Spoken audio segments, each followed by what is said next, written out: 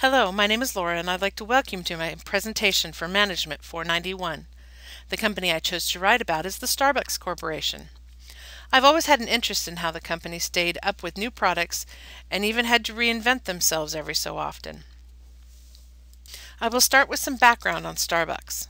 It began as a retail store selling coffee in Pike's Place Market in downtown Seattle in 1971. It was not until 1982 when the current CEO, Howard Schultz, saw the popularity of espresso bars when he visited Milan, Italy, and brought back the idea to Seattle and convinced the founders of Starbucks to test the coffeehouse concept. As of July 1, 2012, Starbucks has 17,651 stores in 60 countries.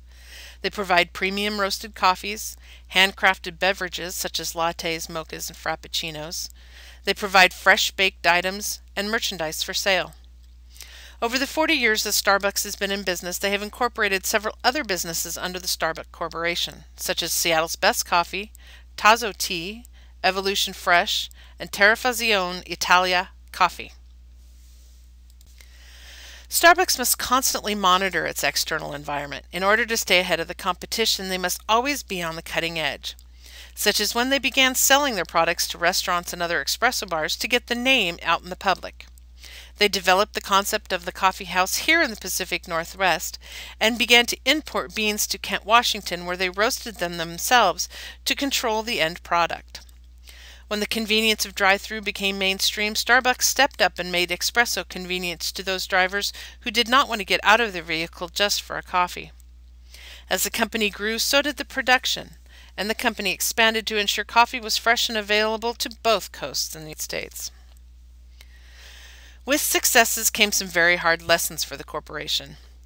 All companies that expand rapidly come to the realization that they cannot continue this continual growth forever. Starbucks hit the wall, according to Money magazine in 2008.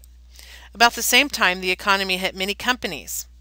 Competition for Starbucks was fierce. Small chains entered the market offering less expensive items and lower overhead. Market share for Starbucks was at its all-time low in 2008 as $7.83 per share. In the meantime, McDonald's, a large fast food chain, introduced their line of the McCafé products to a market where they had not yet tapped, which did not help the bottom line of Starbucks. The heads of the Starbucks Corporation decided this was the time to reinvent themselves and show the general public that they too were still a great product and that they would need to go back to what had made them successful in the past. They began that reinvention. They had grown to 1,412 stores in 12 years based on selling what they knew best, coffee. They began by creating loyalty in the baristas they hired by offering benefits to full and part-time employees. They created emotional attachments with the clients and the Starbucks brand. They offered specials to loyal customers that purchased often. They also gave the customer a voice in which provided them an opportunity to give Starbucks their suggestions and critiques of the products via the community websites. They monitored their successes by changing items and getting reactions from customers about the product and watching the profit from sales. The company had to appeal to a broad perspective of clients to bring the brand back to the sales they had experienced prior to the slowing growth. They have continued to gain market share by monitoring the markets and the trends that the world is taking. One of the primary goals of the Starbucks Corporation is to go green.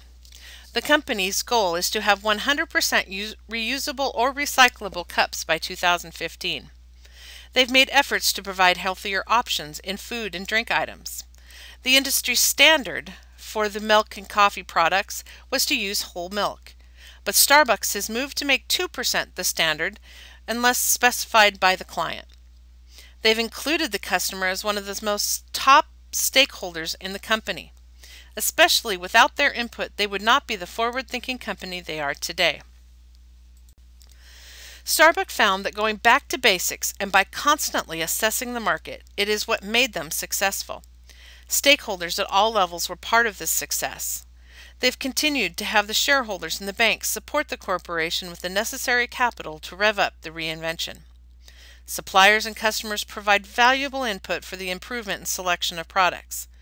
Employees take ownership and pride in selling quality products and merchandise.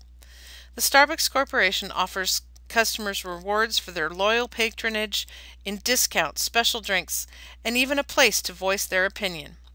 As long as Starbucks continues to scan the markets for new, fresh, and creative ideas and monitor the competition, they'll be successful in the forecasting for the future and remain a large presence in the coffeehouse market. This concludes my presentation. Thank you.